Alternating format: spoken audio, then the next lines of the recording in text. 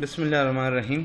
अज़ीज़ तलबा, आप सबको प्रिंसिपल्स ऑफ मैनेजमेंट के दूसरे लेक्चर में खुशामदीद कहता हूँ। आज के इस लेक्चर में हम पढ़ेंगे functions of management. Functions of management से मुराद वो तमाम एक्टिविटीज़ हैं जो कि एक मैनेजर परफॉर्म करता है किसी इदारे के मकासद की हुसूल की खातिर। यहाँ पर हम एक ब्रीफ रिव्यू इसका लेंगे और इंशाल्लाह आगे जो हमारे आने वाले चैप्टर्स हैं उनमें हम हर एक को थॉरोली फिर स्टडी करेंगे। लाइक जो प्लानिंग है इस पे अलग चैप्टर होगा, ऑर्गेनाइजिंग पे अलग होगा, and so on and so for. ठीक है, सो यहाँ पर बगैर टाइम वेस्ट किए सबसे पहला आता है हमारे पास planning. Planning is the basic function of management, involves a systematic thinking about ways and means for accomplishment of organizational goals। Planning क्या है? ये मैनेजमेंट का सबसे बुनियादी फंक्शन है। ये तमाम एक ऐसा फंक्शन जो कि मैनेजमेंट के तमाम स्टेप्स के लिए, तमाम एक्टिविटीज़ के लिए बेस प्रोवाइड करता है। और ये एक टोटल थिंकिंग प्रोसेस है, सिस्टमैटिक थिंकिंग इसमें होती है। ये एक ब्रेनस्टॉर्मिंग सेशन है एट ऑल। ब्रेनस्टॉर्मिंग क्या है कि हम मुख्तलिफ आइडियाज़ जनरेट करते हैं, अल्टरनेटिव्स को डिफ़ाइन करते हैं कि एक ऑर्गेनाइजेशनल गोल है हमारा, इसको हम किन किन तरीक़ों से इसको अचीव हम कर सकते हैं। तो वो तमाम चीज़ों पर हम सोचते हैं, हम उस पर ब्रेनस्टॉर्मिंग करते हैं, हम उस पर सिस्टमेटिकली थिंकिंग करते हैं ताकि उसके लिए रास्ते बनाए जा सके। फिर जब हम रास्ते बना लेते हैं उसके लिए मुख्तलिफ वेज़ हमें मिल जाती हैं, तो उसमें जो सबसे सूटेबल वे है उसका इंतखाब करना ये डिसीजन मेकिंग कहलाता है। Like selecting best or a suitable alternative among all the provided alternative is called decision making। और decision making जो है ये planning का हिस्सा है। प्लानिंग में ही हम डिसीजन मेकिंग करते हैं। सो पहली जो लाइन है, planning is the basic function of management, involves a systematic thinking about ways and means for accomplishment of organizational goals. Planning जो है ये मैनेजमेंट की बेसिक फंक्शन है, बुनियादी फंक्शन है। इसमें क्या चीज़ें इन्वॉल्व होती है? Systematic thinking about ways and means, उन तमाम ज़राए, उन तमाम तरीक़ों के बारे में हम सिस्टमेटिकली थिंकिंग करते हैं, सोचते हैं कि उन तमाम रस्तों, तरीक़ों और ज़राए के बारे में जो कि हमारे ऑर्गेनाइजेशनल गोल को एकम्प्लिशमेंट उसकी करने में मदद देते हैं। दूसरा आगे लिखते हैं, it deals with charting out a future course of action. Planning में हम क्या करते हैं? ये फ्यूचर कोर्स ऑफ एक्शन हम बनाते हैं। फ्यूचर कोर्स ऑफ एक्शन से क्या मुराद है कि हमने मुस्तकबिल में क्या करना है, कब करना है, कैसे करना है, किसके ज़रिए करना है। सो उसके बारे में हम बात करते हैं, प्लान बनाते हैं। So plan is the blueprint of future courses of action. मुस्तकबिल के लिए हम लहमल जब बनाते हैं तो ये मरहला प्लानिंग कहलाता है। It deals with the charting out a future course of actions and deciding in advance the most appropriate course of action for achievement of the organizational goals। देखिए यही बात अभी मैंने कही कि मुख्तलिफ हमारे पास कोर्सेज ऑफ एक्शन आ जाते हैं, तो इसमें से जो मोस्ट अप्रोप्रिएट है उसको हम सेलेक्ट करेंगे अपने मकासद की हुसूल के लिए। मुस्तकबिल के लिए मुख्तलिफ लहे अमल तैयार करते हैं, उनमें से जो सबसे अच्छा मौजून लाए अमल हो उसको अपने मकासद की हुसूल की खातिर अपनाते हैं। इस मरहले को कहते हैं प्लानिंग।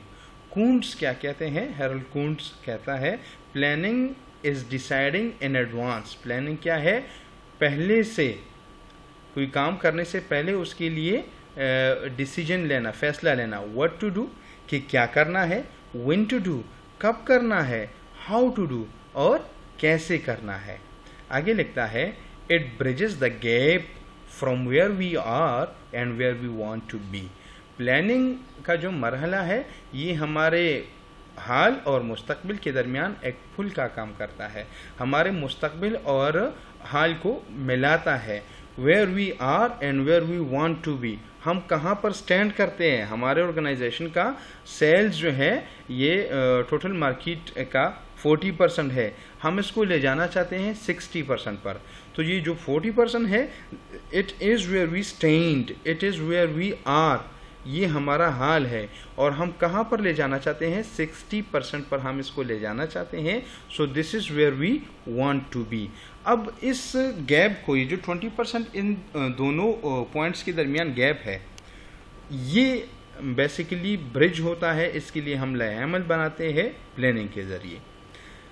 निचला जो पॉइंट है, planning is necessary to ensure proper utilization of human and non-human resources।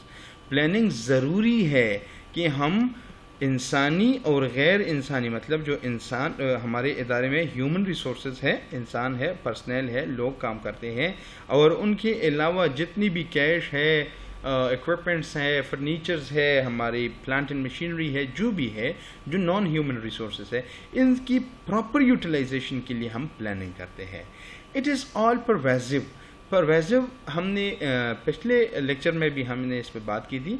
Pervasive का मतलब है यहाँ पर like universal, at each and every phase, at each and every step.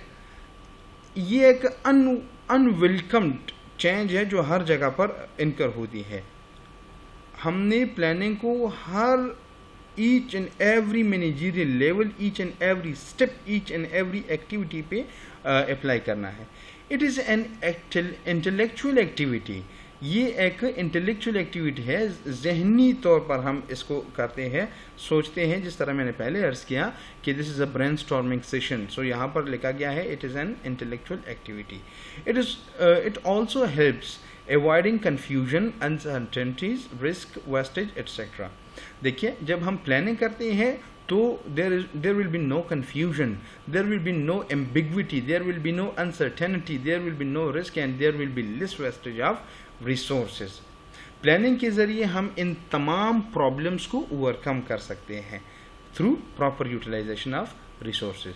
So planning in short क्या है, मुस्तकबिल के लिए मुख्तलिफ लाएअमल बनाकर उसमें से सबसे मौजू लाएअमल का इंतखाब करना और मुस्तकबिल के लिए ये तय करना कि क्या करना है, कब करना है, कैसे करना है। ये चीज़ कहलाती है प्लानिंग। उर्दू में इसके लिए नाम है मंसूबा बंदी। ठीक है जनाब। आगे जो फंक्शन है that is organizing. Organizing means the allocation of resources and delegation of authorities to execute the plan. Organizing क्या है, इसको हम उर्दू में नाम देते हैं तंजीम साजी। ये क्या काम करती है ऑर्गेनाइजेशन, ये दूसरा स्टेप है, दूसरा फंक्शन ऑफ मैनेजमेंट है जो कि बहुत इंपॉर्टेंट है, क्योंकि it helps in the execution of the plans. जब हम प्लान कंप्लीट करते हैं, ब्रेनस्टॉर्मिंग सेशन हमारा कंप्लीट हो जाता है, हमें ये क्लियर हो जाता है कि हमने क्या करना है, कब करना है और कैसे करना है। अब इस चीज़ को प्रॉपर फिजिकल शेप देने के लिए हम ऑर्गेनाइजिंग करते हैं। हम डिफरेंट एम्प्लॉयज़ को different roles, different tasks, different responsibilities assign करते हैं, और उन रोल्स, उन टास्क और इन रिस्पॉन्सिबिलिटीज़ को मीट करने के लिए उनको रिसोर्सेज भी देते हैं और अथॉरिटी भी देते हैं। Like if somebody is responsible for doing a particular task, he or she must be authorized for that as well. So हम यहाँ पर अथॉरिटी भी डेलीगेट करते हैं, उसको इख्तियार भी देते हैं और रिसोर्सेज भी देते हैं जो उनके रोल्स को परफॉर्म करने में ज़रूरी होते हैं। ठीक है जनाब। हेनरी फायोल क्या कहता है, to organise a business is to provide it with everything useful और its functioning, that is raw material, tools, capital and personnel etc। देखिए, ऑर्गेनाइज का मतलब ये है कि एक काम को, एक पर्टिकुलर एक्टिविटी को, फंक्शन एक रन करने के लिए जो जो चीज़ें चाहिए वो प्रोवाइड कर दें। चाहे इंसानों की ज़रूरत है तो इंसानों को, जो एम्प्लॉयज़ हैं, पर्सनल है, उनको रोल्स असाइन करें, उनको रिस्पॉन्सिबिलिटीज असाइन करें। रॉ मटेरियल की ज़रूरत है तो वो प्रोवाइड करे, टूल्स प्रोवाइड करे, कैपिटल प्रोवाइड करे, एक्सेट्रा जो भी चाहिए वो प्रोवाइड कर दें, तो आपका प्लान एग्जीक्यूट होगा और ये मरहला कहलाएगा ऑर्गेनाइजिंग। अब ऑर्गेनाइजिंग में होता क्या है, तो थर्ड स्टेप बताता है, organizing involves identification of activities. सबसे पहले ऑर्गेनाइजिंग में हम क्या करेंगे, अपनी एक्टिविटीज़ को, हर एक एम्प्लॉय की एक्टिविटी को हमने आइडेंटिफाई करना है। दूसरा है classification of grouping of activities. देखिए हमने जो एक्टिविटीज़ हैं उसको आइडेंटिफाई किया, तो एक जैसे एक्टिविटीज़ को एक ग्रुप में डाल दे, इसे कहते हैं क्लासिफिकेशन। और सॉरी मैंने ऑफ लिखा है, क्लासिफिकेशन और ग्रुपिंग ऑफ एक्टिविटीज़। फिर जब हम एक्टिविटीज़ को आइडेंटिफाई कर लेते हैं तो एक जैसे एक्टिविटीज़ को एक ग्रुप में डालते हैं। अब जब हम ग्रुपिंग करते हैं या क्लासिफिकेशन कर लेते हैं, अब लोगों की बारी आती है, एम्प्लॉयज़ की बारी आती है, तो उनको मुख्तलिफ ग्रुप्स ऑफ एक्टिविटीज़ असाइन करते हैं। यहाँ पर लिखा है third point, the assignment of duties. ये देखें, असाइनमेंट ऑफ ड्यूटीज़। तो जो एक्टिविटीज़ हमने आइडेंटिफाई कर लिए हैं, अब वही एक्टिविटीज़ जो है अपनी एम्प्लॉयज़ को असाइन करेंगे।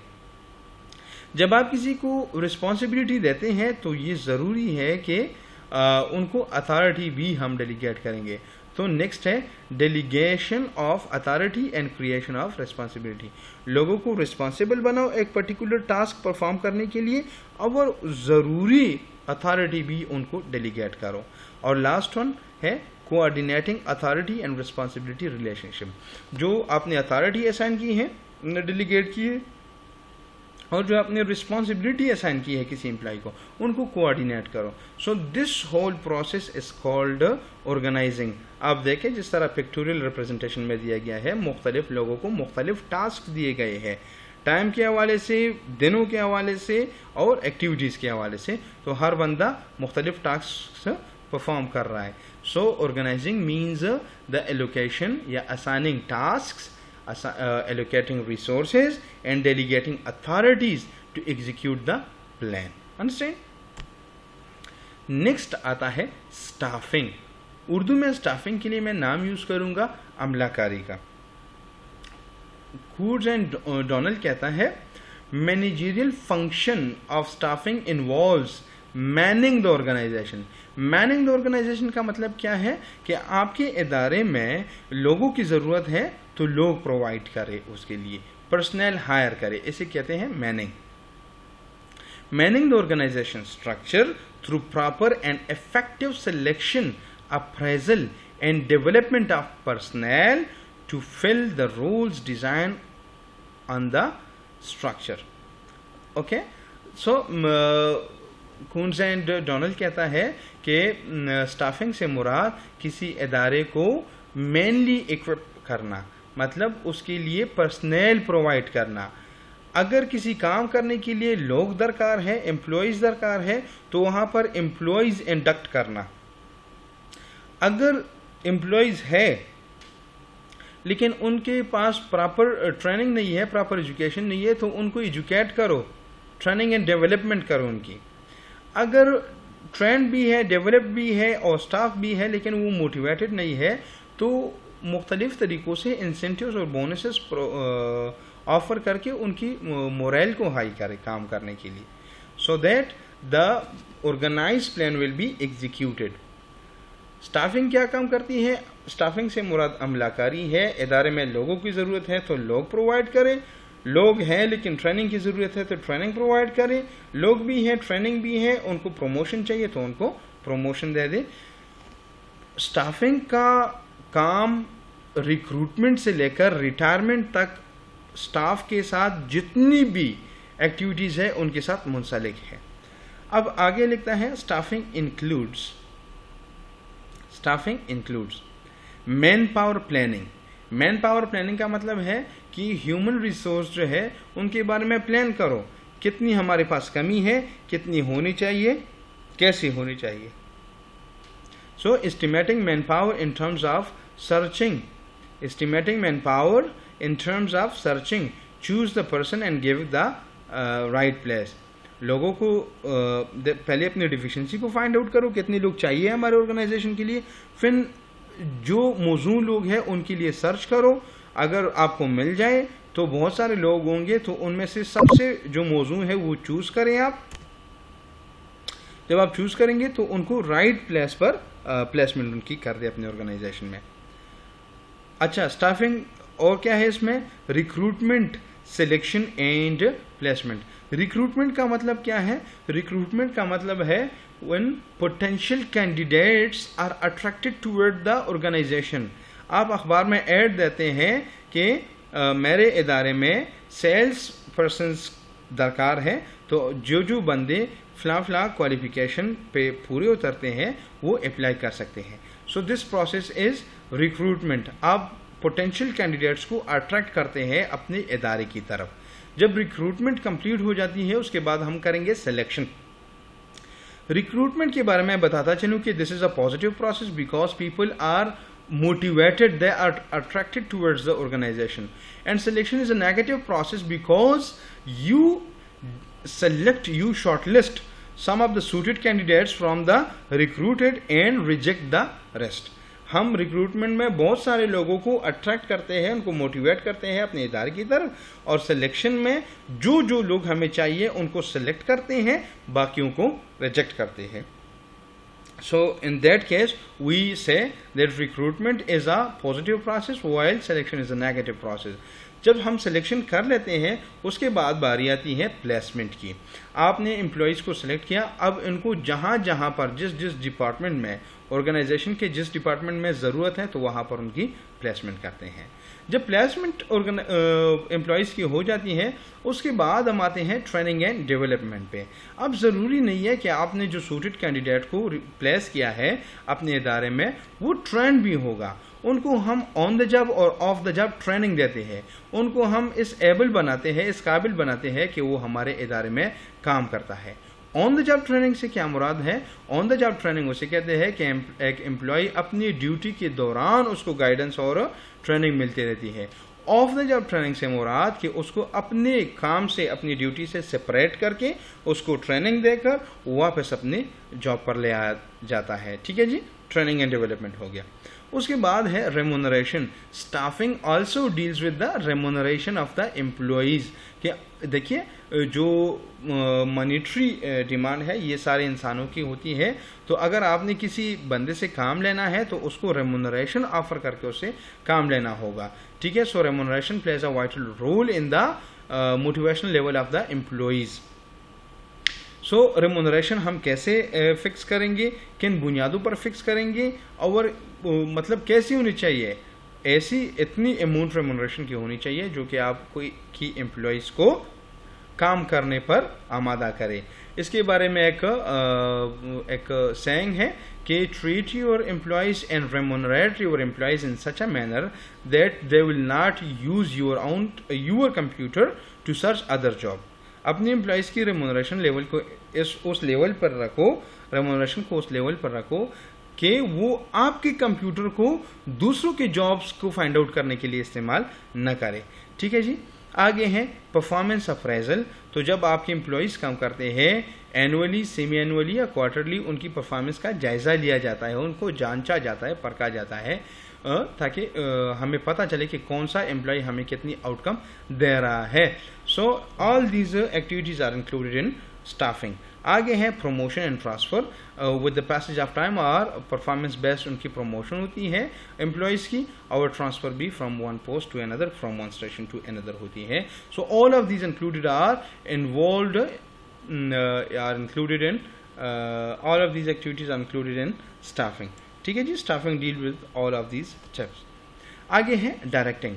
डायरेक्टिंग का मतलब क्या है? रास्ता दिखाना, किसी को डायरेक्शन देना काम करने के लिए। Directing max the plan complete. Direction के ज़रिए हम अपने प्लान्स को कंप्लीट कर सकते हैं। अब कैसे कंप्लीट करेंगे? Through supervising, motivating and guiding the employees. आप अपनी एम्प्लॉयज़ को सुपरवाइज करोगे, उनको मोटिवेट करोगे और उनको गाइड करोगे तो आपके प्लान्स कंप्लीट होगी। अब supervising, motivating and guiding the employees is called direction. आगे लिखते हैं direction has the following elements. Direction में ये एलिमेंट्स शामिल है। सबसे पहला है सुपरविजन। सुपरविजन क्या मतलब है? Overseeing the works of the subordinate bye there superior. It is the act of watching and directing work and workers. देखिए सुपरविजन क्या है? किसी भी सबऑर्डिनेट के काम को देखना, ओवरसी करना, उसको चेक करना। ठीक है जनाब, सो ये डायरेक्शन में इंक्लूडेड है। दूसरा है motivation. Motivation means inspiring, stimulating और encouraging the subordinates with zeal to work।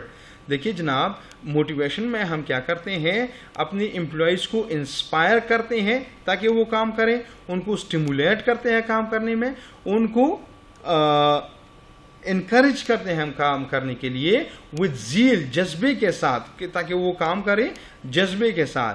Positive, negative, monetary, non monetary incentives में be use for this purpose. देखिए जनाब, पॉजिटिव एलिमेंट्स हम कैसे यूज़ करते हैं, अपने एम्प्लॉयज़ को एक बेहतर अपॉर्चुनिटी देते हैं, एक अच्छी पोजीशन देते हैं, उनको ये ऑफर करते हैं कि अगर आप ये काम कंप्लीट कर दो तो आपको हम प्रमोशन वगैरह देंगे। This is a positive. Negative क्या है, ये पॉजिटिव एंड नेगेटिव, ये वो कैरेट एंड स्टिक वाली पे बात आती है जो हम बाद में इंशाल्लाह लीडरशिप में पढ़ेंगे। नेगेटिव एलिमेंट्स क्या है, अगर आपने ये काम नहीं किया तो आपकी डिमोशन होगी या आपकी सैलरी में कमी आएगी। Monetary and non monetary, monetary means financial and non monetary means the non financial incentives. So इनके ज़रिए हम अपने एम्प्लॉयज़ को मोटिवेट करते हैं। आगे है लीडरशिप। सो लीडरशिप में be defined as a process by which manager guides and influences the work of subordinates in desired direction।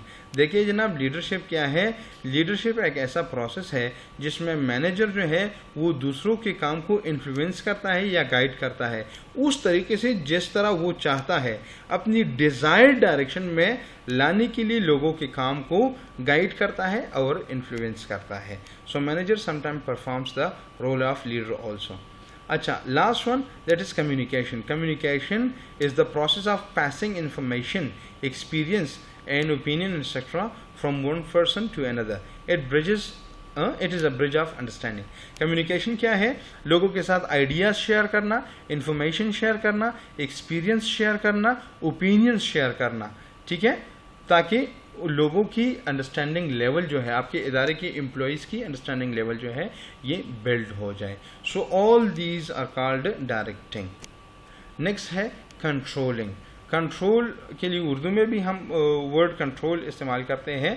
Control का मतलब क्या है, controlling means comparing the performance with a set of standards and correcting any deviation.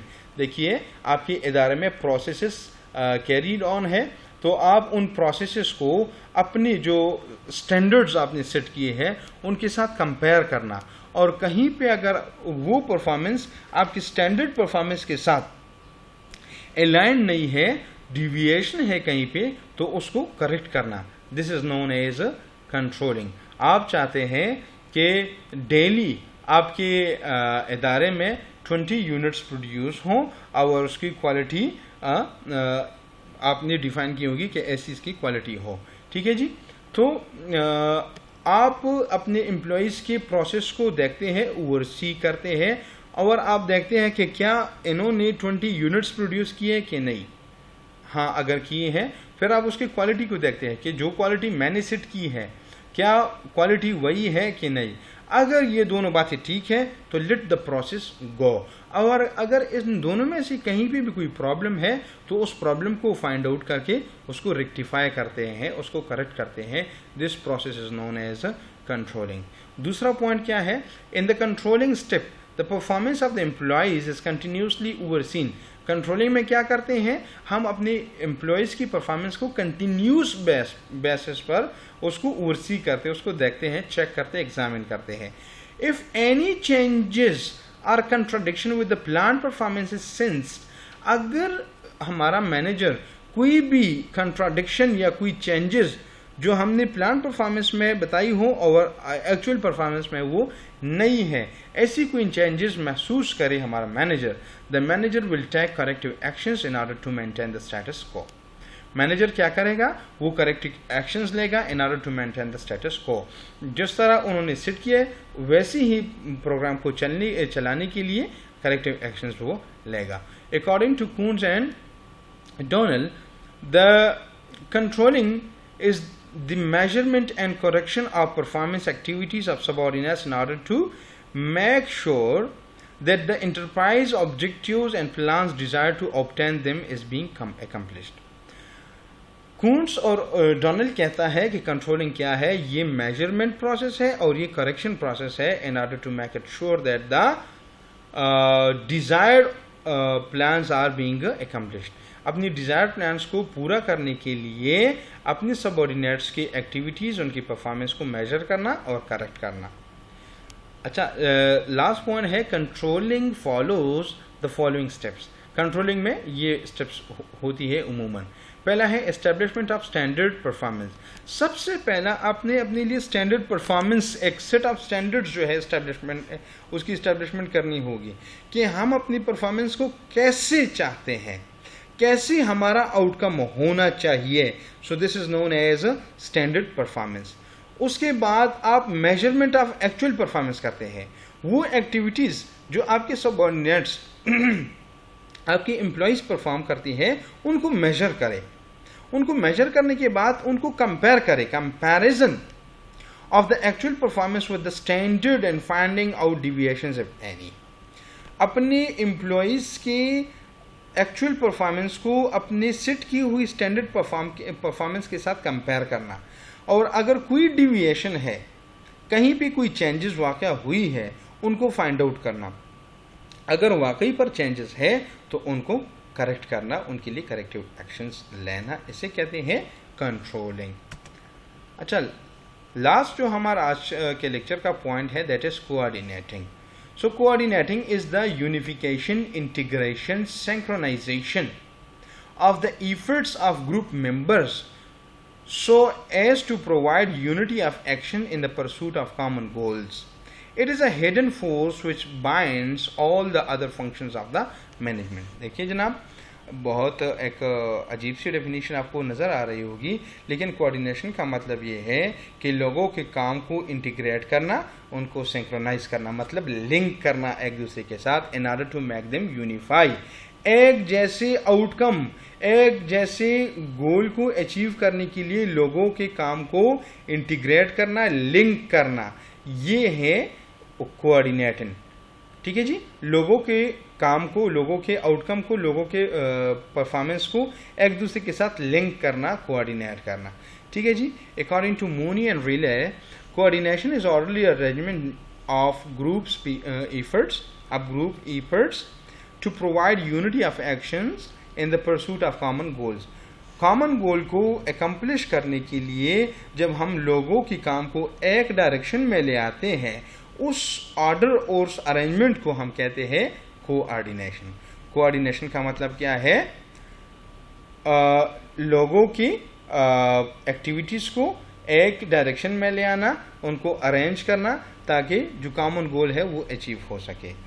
और last one है, according to Charlesworth, coordination is the integration of several parts into an orderly whole to achieve the purpose of the understanding. देखिए, सारे authors ने यही बात कही है कि मुख्तलिफ एम्प्लॉइज़ जो कि मुख्तलिफ एक्टिविटीज़ परफॉर्म करते हैं एक इदारे में एक कॉमन गोल को अचीव करने के लिए, उनकी उन मुख्तलिफ एक्टिविटीज़ को एक जगह लाना, स्ट्रीमलाइन करना, एक डायरेक्शन में लाना, रबत बनाना उनके काम का, मुख्तलिफ एम्प्लॉइज़ की मुख्तलिफ एक्टिविटीज़ के दरमियान आपस में रबत बनाना, इसे कहते हैं कोऑर्डिनेटिंग। और कोऑर्डिनेटिंग जो है ये मैनेजमेंट के फंक्शंस की कोई अलग स्टेप नहीं है, बल्कि कोऑर्डिनेटिंग मैनेजमेंट की हर मैनेजरियल लेवल और हर एक फंक्शन में मौजूद होती है। हम जब प्लानिंग करते हैं तो उनमें भी कोऑर्डिनेटिंग हम करेंगे, मुख्तलिफ एम्प्लॉइज़ मुख्तलिफ आइडियाज़ जनरेट करेंगे, तो जब हम प्रॉपर प्लान बनाएंगे तो उनके मुख्तलिफ आइडियाज़ को हम कोऑर्डिनेट करेंगे। जब हम ऑर्गेनाइजिंग करते हैं तो वहाँ पर भी कोऑर्डिनेटिंग होती है, जब हम स्टाफिंग करते हैं तो कोऑर्डिनेटिंग होती है, लीडिंग में भी कोऑर्डिनेटिंग होती है, डायरेक्टिंग में भी कोऑर्डिनेटिंग होती है, कंट्रोलिंग में भी कोऑर्डिनेटिंग होती है। अर्ज़ ये कि मैनेजमेंट के हर फंक्शन में कोऑर्डिनेटिंग का फंक्शन इन्वॉल्व है, क्योंकि हमारे पास मोर देन वन एम्प्लॉय काम करते हैं, and in order to make the common goal accomplished we will have to coordinate the activities of these different employees working at different departments of the organization. Understand? So coordinating is not a full-fledged different step of the management, rather it is involved at the each and every level, each and every function of the management process. Understand? So that was all about the today's topic. If you guys have any question, if you guys have any doubt, ambiguity, you can ask in the comment section below or through WhatsApp directly. So thanks for watching this video. Thank you so much.